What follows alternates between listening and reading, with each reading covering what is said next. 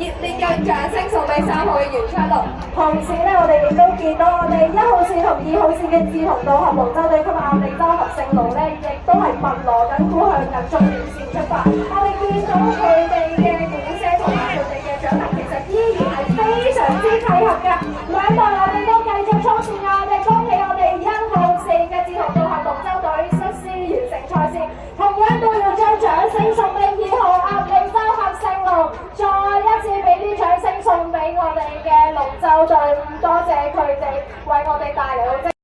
半個龍舟位置。但係其實我哋3號香港戰藝會都係緊貼住天幕咁滯啊，所以我哋見到咧，未到最後一刻，我哋都真係未知鹿死誰手。